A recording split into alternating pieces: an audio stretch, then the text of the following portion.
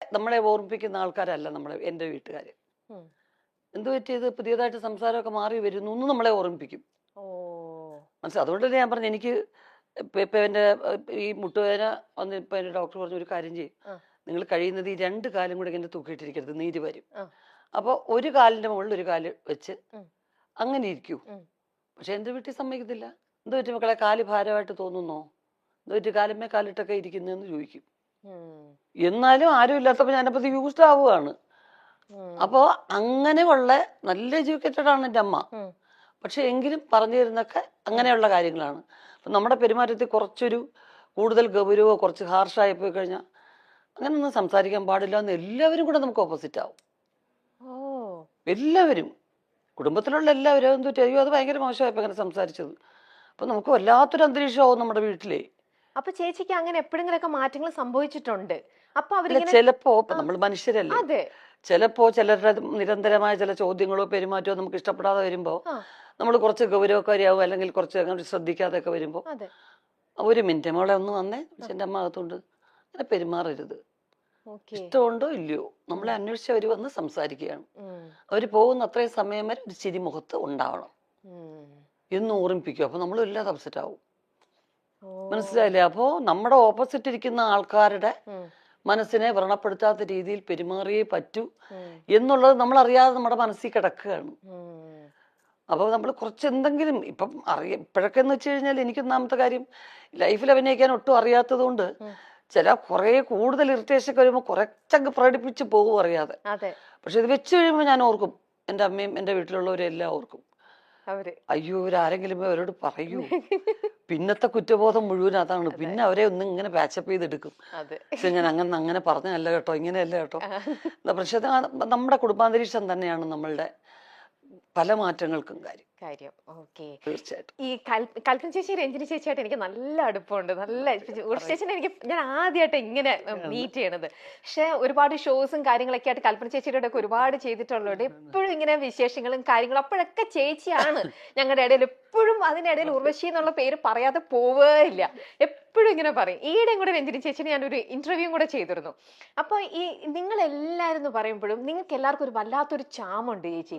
നിങ്ങൾ 3 പേരിലും നമ്മളെ എല്ലാവരും ഇപ്പോഴുമായി ഇഷ്ടം വെക്കുന്നതിൽ ഒരു വല്ലാത്തൊരു മാജിക് പവറാണ്. ഞാൻ എന്നെ എപ്പോഴും ആലോചിക്കും, നിങ്ങളുടെ ബ്ലഡ് എടുത്ത് വേറൊരാൾക്ക് കൊടുത്താലും ഇത് ഇങ്ങനെ തന്നെ കിട്ടും. നിങ്ങൾ എല്ലാവർക്കും ഇതേപോലെ ചിരിച്ച മുഖത്തോടെ ഇരിക്കാനും മറ്റുള്ളവരെ ചിരിപ്പിക്കാൻ എന്നൊക്കെ പറയുന്നത് ഒട്ടും തന്നെ ഈസി ആയിട്ടുള്ള ഒരു കാര്യമല്ല. പക്ഷെ നിങ്ങൾ എത്ര ഈസി ആയിട്ടാണ് മറ്റുള്ളവരെ ചിരിപ്പിച്ചുകൊണ്ടിരിക്കുന്നത്. ആ ഒരു some magic power runs in the blood എന്നൊക്കെ പറയുന്നത്. അത് എൻ്റെ അമ്മ തന്നെയാണ് അതിന്റെ കാരണം. അച്ഛനും വളരെ സരസനായിരുന്നു, കലാകാരനായിരുന്നു. രണ്ടുപേരും ആർട്ടിസ്റ്റ് അല്ലേ. അറിയാം. അപ്പൊ അത് തന്നെയാണ് ബേസ്. പക്ഷെ അമ്മ എപ്പോഴും ചിരിക്കാനും ചിരിപ്പിക്കാനും ഇഷ്ടമുള്ള ആളായിരുന്നു. ഇപ്പോഴും അത് തന്നെയാണ്. നമ്മളൊക്കെ ഇങ്ങനെ എല്ലാവരും കൂടി ഇരുന്ന് ഗൗരവത്തിൽ സംസാരിക്കുന്നത് എൻ്റെ അമ്മയ്ക്ക് ഇഷ്ടമല്ല. എന്തെങ്കിലും കുറച്ച് ഭയങ്കര ഗൗരവമുള്ള ഈ കരച്ചിൽ പടങ്ങളൊന്നും എൻ്റെ അമ്മ കാണത്തില്ല. മക്കളെ മാറ്റത്, ആ ചാനൽ മാറ്റുക, അല്ലെങ്കിലേ ഉണ്ട് നമുക്ക് പ്രശ്നങ്ങൾ. ഇത് കരഞ്ഞുകൊണ്ടിരിക്കാൻ വയ്യ. ഉള്ളൊഴുക്ക് കണ്ടിട്ടില്ല എൻ്റെ അമ്മ, കലശേച്ചി കണ്ടിട്ടില്ല, എൻ്റെ വീട്ടിൽ ആരും കണ്ടിട്ടില്ല. അങ്ങനെയുള്ള എൻ്റെ സിനിമകളും കാണത്തില്ല. അങ്ങനത്തെ ഒരു പ്രശ്നമുണ്ട്. അപ്പൊ അമ്മയ്ക്ക് റെസ്ലിംഗ് കാണത്തില്ല എൻ്റെ അമ്മ. എൻ്റെ അമ്മ പറഞ്ഞ് മനസ്സിലായിരുന്നു, ബ്രദേഴ്സൊക്കെ അതൊക്കെ ഒരു അവര് കറക്റ്റായിട്ട് റിഹേഴ്സൽ ചെയ്തിട്ട് അമ്മ ചെയ്യുന്നത്. അതൊന്നും അവർക്ക് അങ്ങനെ നോവത്തൊന്നുമില്ല. അതെല്ലാം അവർ പ്രാക്ടീസ് ചെയ്യണത്. വേണ്ട വേണ്ട വേണ്ട, മനുഷ്യൻ കൂടെ അടിച്ച് ചാവുന്നത് കാണാൻ വയ്യ. അവൻ നെറ്റിന്റെ മുകളിൽ കയറി താഴെ അവൻ്റെ നെഞ്ചത്തോട്ട് ചാടുന്നു, വേണ്ട എനിക്ക് കാണുകയോ വേണ്ട എന്ന് പറയും. അപ്പൊ അത്രയും ഒരു പോസിറ്റീവ് അറ്റ്മോസ്ഫിയർ ഇഷ്ടപ്പെടുന്ന ഒരാളാണ് എൻ്റെ അമ്മ. ഇതൊക്കെ ആക്ടിങ് ആണെന്ന് അറിയുന്ന ഒരാള്, ഒരു ആക്ടറും കൂടിയാണ്. എന്നിട്ടും ഇങ്ങനെ അല്ലേ ചേച്ചിക്ക്? അപ്പൊ ഇതിനോടുള്ള ചേച്ചിയുടെ കാഴ്ചപ്പാട് എങ്ങനെയാ? തീർച്ചയായിട്ടും അതൊരു പരിധി വരെയും കറക്റ്റാണ്. പക്ഷെ എനിക്കൊക്കെ എന്ന് വെച്ച് കഴിഞ്ഞാൽ ഒരുപാട് അങ്ങ് അഭിനയിക്കാൻ പറ്റത്തില്ല. അപ്പൊ എന്ത് ചെയ്യും, നമ്മള് കണ്ടിട്ടുള്ള ഏറ്റവും പരിധി ഒട്ടും ഗൗരവമില്ലാത്തങ്ങ് സംസാരിച്ചേക്കുക. നമുക്ക് ഫീൽ ചെയ്യുന്നതോ അല്ലെങ്കിൽ ഒട്ടും ഇത് കാര്യമായിട്ടുള്ള രീതിയിലുള്ള സംസാരം എല്ലാം തോന്നിക്കഴിഞ്ഞാൽ പരസ്പരം ബന്ധമില്ലാതെ ഞാൻ വേറെ കാര്യങ്ങളൊക്കെ സംസാരിക്കും. ഡൈവേർട്ട് ചെയ്തിട്ട് അവര് ചോദിക്കുന്ന ചോദ്യം ഉത്തരവായിരിക്കത്തില്ല ഞാൻ പറയുന്നത്. ഒരു ബന്ധുത്തിനെയും ഈ ചോദ്യത്തിനെയും ഉത്തരം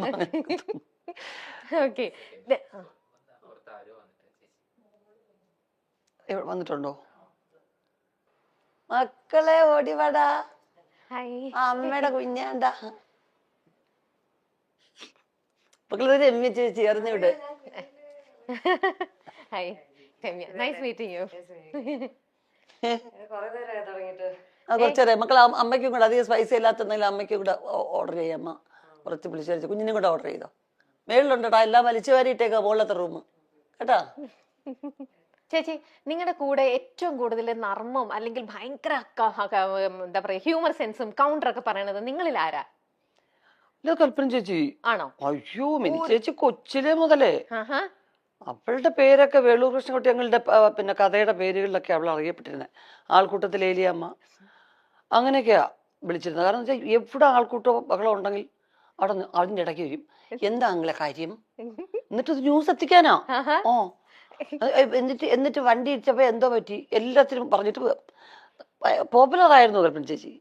ഇപ്പൊ കൊച്ചില് ചെറുപ്പം മുതൽ അങ്ങനെ തന്നെയായിരുന്നു. ഞാൻ ഈയിടെ രഞ്ജിനി ചേച്ചിയുടെ ഒരു ഇന്റർവ്യൂ എടുത്തിരുന്നു. കല ചേച്ചി, നിങ്ങളുടെ വീട്ടിൽ ഏറ്റവും കൂടുതൽ ഹ്യൂമർ സെൻസ് ആർക്കായിരിക്കും? കൽപ്പന ആണല്ലേ? പിന്നെ രഞ്ജിനി ചേച്ചി ഇത് തന്നെയാ പറഞ്ഞേ. നല്ലോണം ഇമിറ്റേറ്റ് ചെയ്യും. നമുക്ക് തോന്നും ആ ആളാണോ നമ്മുടെ മുമ്പിൽ ഇരിക്കുന്നതെന്ന് തോന്നും. സുന്ദരമായിട്ട് ഇമിറ്റേറ്റ് ചെയ്യും. ഓ അവര് നടക്കുന്ന പോലെ അത് ചെറുപ്പം മുതലേ എല്ലാവരും ഇമിറ്റേറ്റ് ചെയ്യും. എന്റെ അച്ഛന്റെ അമ്മ അമ്മയ്ക്ക് അങ്ങനെ വലുതായിട്ട് സിനിമയൊന്നും കാണത്തില്ല. ഈ ഭക്തി സീരിയലൊക്കെ മഹാഭാരതമൊക്കെ എന്ന് പറഞ്ഞ് തമ്പുരാനേ അതേ വാസുദേവായ എന്നൊക്കെ പറഞ്ഞ് മന്ത്രമൊക്കെ ജപിക്കും. പണ്ട് മഹാഭാരതത്തിന് ഒരു ഗ്ലോബൊക്കെ വരുമല്ലോ. അപ്പൊ അത് പറ്റിക്കുക.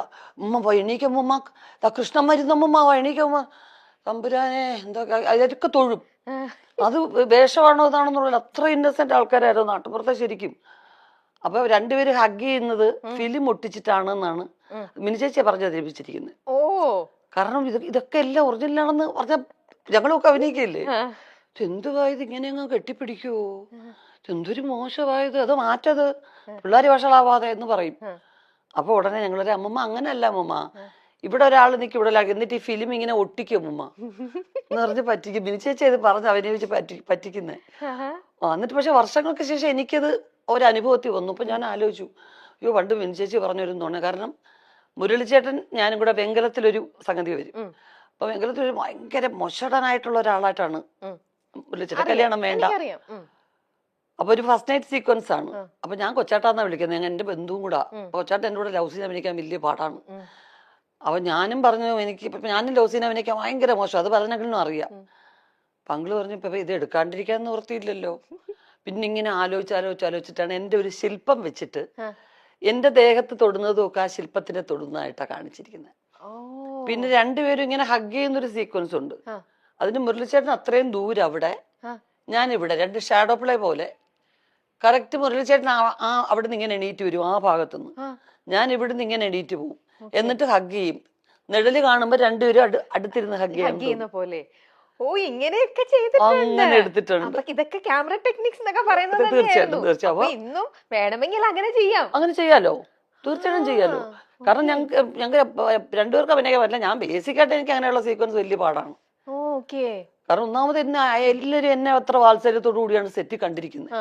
എന്നെ ആരും ഉർവശി എന്ന് വിളിക്കുന്ന ഈ ജനറേഷനിലുള്ളവരേ ഉള്ളൂ. അന്നെല്ലാം പൊടിമോളേന്നാ വിളിച്ചിരുന്നത്.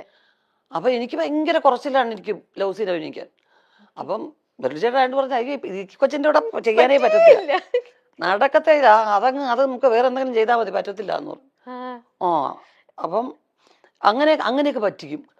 എന്നിട്ട് അമ്മൂമ്മയെ പോലും പറ്റിട്ട് അമ്മൂമ്മയ്ക്ക് സിൽക്ക് സ്മിത എന്നാ പേരിട്ടിരുന്നത്. കാരണം നല്ല ഷേപ്പാണ്, നല്ല കൊച്ചു രൂപം, ഇത്രേ ഉള്ളൂ. എന്റെ അച്ഛൻ 6 അടി 3 ഇഞ്ച് ഹൈറ്റാ, അമ്മൂമ്മ ഇത്രേ ഉള്ളൂ, കൊച്ചാണ്. പക്ഷെ ബ്ലൗസും ഇങ്ങനെ മുണ്ടും മാത്രമല്ലേ ഉടുക്കുള്ളൂ. അപ്പൊ ഇടയ്ക്കിടയ്ക്ക് വയറ്റിലൊക്കെ പോയി തട്ട് സിൽക്ക് സ്മിത വയറെന്ന് പറയും. ഇത് ആരാ സിൽക്ക് സ്മിത എന്റെ മോൾക്ക് അറിയത്തില്ല.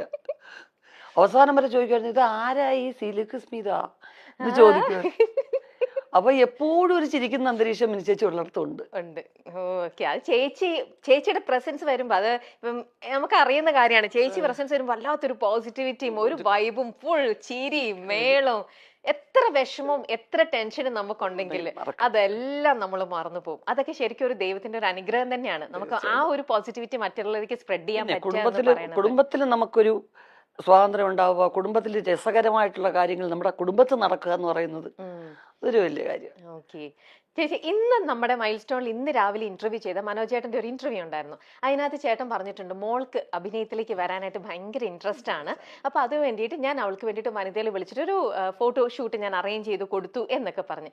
ഇപ്പോ നമ്മുടെ ഈ വിമർശകരും ഒരുപാടുണ്ടല്ലോ. നമ്മുടെ ഇന്നത്തെ നിങ്ങൾ എന്ത് അനങ്ങിയാലും മിണ്ടാതിരുന്നാലും എന്തിനും എല്ലാത്തിനും വിമർശിക്കുന്ന സമൂഹവും ഉണ്ട് നമ്മുടെ കൂടെ. ഇപ്പൊ പറയുന്ന എല്ലാവരും യൂഷ്വലി യൂസ് ചെയ്യുന്ന ഒരു വേർഡാണ് നെപ്പറ്റിസം എന്ന് പറയുന്നത്.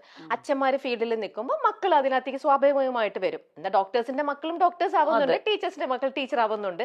പക്ഷെ സിനിമയിൽ ഇപ്പൊ നമ്മൾ കൂടുതലായിട്ടും സിനിമയിലുള്ളവരുടെ ഒക്കെ മക്കള് ഇതിലിപ്പോ സജീവമായിട്ട് ഇപ്പൊ ഒരുപാട് പേരെ നമുക്ക് എണ്ണത്തിൽ ഉണ്ട്.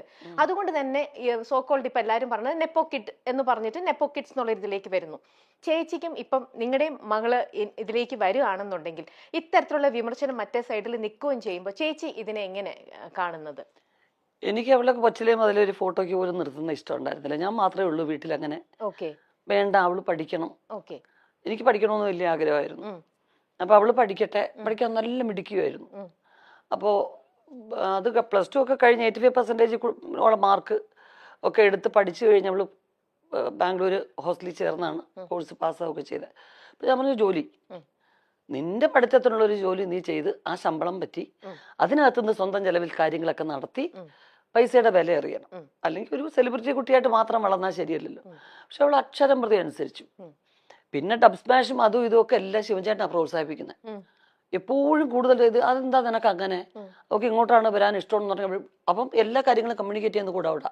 ചാച്ചാ ഞാൻ ഒരെണ്ണം അയച്ചിട്ടുണ്ട്, എന്നാ ഒന്ന് കാണണേ, എന്നിട്ട് അമ്മയെ ഒന്ന് കാണിച്ചു നോക്ക് എന്ന് പറയും. അപ്പൊ ഞാനിത് വലിയ ശ്രദ്ധിക്കുന്നതായിട്ട് ഭാവിക്കത്തൊന്നുമില്ലായിരുന്നു. പക്ഷെ അവള് ഹ്യൂമർ നല്ലോണം ചെയ്യും. മിനിച്ചേച്ചിയുടെ ഹ്യൂമർ അവൾക്ക് കിട്ടിയിട്ടുണ്ട്. അത് എനിക്ക് അതാണ് എനിക്ക് ഞാൻ അകറ്റി തന്നെ കാരണം ഹ്യൂമർ പെർഫോം ചെയ്യാനാണ് ഇഷ്ടം. എന്റെ ഹ്യൂമർ സീൻസ്, മിനിച്ചേച്ചിയുടെ ഹ്യൂമർ സീൻസ്, ദിലീപിന്റെ ഇതൊക്കെയാ ഡബ് സ്മാഷ് എടുക്കുന്നത്. അല്ലാതെ സീരിയസ് ആയിട്ടുള്ള സീൻസോ ഡാൻസോ അതൊന്നും അല്ല. കുഞ്ഞിലെ മുതൽ അച്ഛൻ്റെ അമ്മയുടെ എന്റെ ആ കട്ട് കട്ട് കട്ട് എന്ന് പറഞ്ഞ സാധനം ആണ് ബിഗിനിങ് ചെയ്തുകൊണ്ടിരുന്നത്. പിന്നെ കിലുക്കത്തിലെ രേവതിയുടെ അപ്പുപ്പനെയും അമ്മുമെനെയും അതൊക്കെ എടുക്കുന്നത്. കൊച്ചിലെ ഞാൻ പിന്നെ അവളെ ഉറക്കാനും അവളെ എന്റർടൈൻ ചെയ്യിക്കാനും എടുക്കുന്നത് കിലുക്കത്തിലെ രേവതിയുടെ ഡയലോഗ്സാ. കൊരങ്ങിന് വേണോ, അതൊക്കെ ഞാൻ അഭിനയിച്ച് കാണിക്കണം. അപ്പൊ അപ്പം മുതലേ എനിക്കറിയാം ഇവൾക്ക് ഹ്യൂമറിനോടാണ് താല്പര്യം കൂടുതൽ. പിന്നെ വീട്ടിലെപ്പോഴും തമാശ പറയുന്ന ആൾക്കാരല്ലേ. അപ്പൊ എന്നോട് പറഞ്ഞപ്പോ ഞാൻ പറഞ്ഞു ജോലിയൊക്കെ ചെയ്തിട്ടാട്ടെ എന്ന് പറഞ്ഞു. ജോലി ചെയ്തു, ശമ്പളമൊക്കെ വാങ്ങിച്ചു. ഞാൻ 450യുടെ ഒരു ടോപ്പ് എടുത്തു. അപ്പൊ സമാധാനമായി എനിക്ക്. കാരണം ഞങ്ങള് ഷോപ്പിങ്ങിന് കൊണ്ടുപോകുമ്പം അതൊന്നും അല്ല ചെലവ്. അപ്പൊ ഇത് സ്വന്തം ചെലവില് അങ്ങനെ 450 രൂപയുടെ ടോപ്പ് എടുത്തൊക്കെ വലിയ കാര്യമായിട്ട് പറയുന്നുണ്ടല്ലോ. അപ്പൊ അത് കഴിഞ്ഞപ്പോ കഴിഞ്ഞ വർഷം ലാസ്റ്റ് ആയപ്പോ എന്നോട് പറഞ്ഞു, എനിക്ക് അമ്മ എല്ലാരും എന്നെ കമ്പൽ ചെയ്യുന്നു. അവള് ലണ്ടനിൽ അവിടെ ഒരുപാട് ഫ്രണ്ട്സ് ഉണ്ട്, അവിടെ കൂടെ പഠിച്ചവരും ഒക്കെ. അപ്പൊ അവിടുത്തെ ഫ്രണ്ട്സ് എല്ലാം പറയുന്നു അതെന്തുകൊണ്ട് 9th പഠിച്ചപ്പോ അമ്മ വന്നു അഭിനയിക്കാൻ. അപ്പൊ ഇത്രയായി ജോലിയും കഴിഞ്ഞിട്ട് ഇനി മോളെ അഭിനയിക്കാൻ വിട്ടാൽ എന്താ കുഴപ്പം എന്ന് ചോദിക്കുന്നു. ഞാൻ ഒരു വർഷം ഒന്ന് ട്രൈ ചെയ്ത് നോക്കട്ടെ, ഇല്ലെങ്കിൽ കുഴപ്പമില്ല, നമ്മളെ വിദ്യാഭ്യാസം ആരും എടുത്തോണ്ട് പോകുന്നില്ല. അങ്ങനെ കുറച്ച് ഓഫേഴ്സ് ഉണ്ട്. അപ്പൊ ഇനി നമുക്ക് ഉടനെ കാണാം ബിഗ് സ്ക്രീനില്. അതെ, തീർച്ചയായിട്ടും. അങ്ങനെ നല്ലോണം ചൂസ് ചെയ്ത് അവരുടെ ഇഷ്ടം, അവരൊക്കെ സ്മാർട്ടാണ്, അവർക്ക് പറ്റുന്നുണ്ട്. അല്ല ചേച്ചി, ഇന്നിപ്പോ ഒരുപാട് ആക്ടേഴ്സ് ഉണ്ടെങ്കിലും ചേച്ചി പറഞ്ഞ ഈ ഹ്യൂമർ ഹാൻഡിൽ ചെയ്യാൻ എല്ലാവർക്കും പറ്റില്ല. അത് നിങ്ങളെപ്പോലെ ഇത്രയും ടാലന്റഡ് അത് അവളുടെ ബ്ലഡിലുണ്ട്. അപ്പൊ അവൾക്ക് അതിൽ ഇൻട്രസ്റ്റ് ആണെങ്കിൽ ആ ഒരു സ്പേസ് അവൾക്ക് വേണ്ടിയിട്ടുണ്ടാവും എന്തായാലും. അത് നമുക്കെന്താ അറിയോ, ഞങ്ങൾ വന്ന കാലഘട്ടത്തിൽ ലോങ് സ്റ്റാൻഡിങ്ങിന് ഒരുപാട് സ്കോപ്പ് ഉണ്ടായിരുന്നു. പല ആർട്ടിസ്റ്റുകളും അങ്ങനെ നിന്നിട്ടുണ്ട്. സത്യമാണ്. ഇനിയിപ്പോ അങ്ങോട്ടുള്ളവർക്ക് അത്രയും നല്ല സ്ട്രോങ് ക്യാരക്ടേഴ്സ് എഴുതുന്ന റൈറ്റേഴ്സ് ഇനിയും ഉണ്ടാവുമായിരിക്കും തീർച്ചയായിട്ടും. അപ്പം അങ്ങനെ ഉണ്ടാവണം, നല്ല ക്യാരക്ടേഴ്സ് ഉണ്ടാവണം. ഒരു എന്താ പറയുന്നത്, നിങ്ങളുടെ മൈൽ സ്റ്റോൺ പോലെ ഒരു മൈൽ സ്റ്റോൺ ആവുന്ന ഓരോ ക്യാരക്ടേഴ്സ് എങ്കിലും ജീവിതത്തിൽ ഉണ്ടാവണ്ടേ.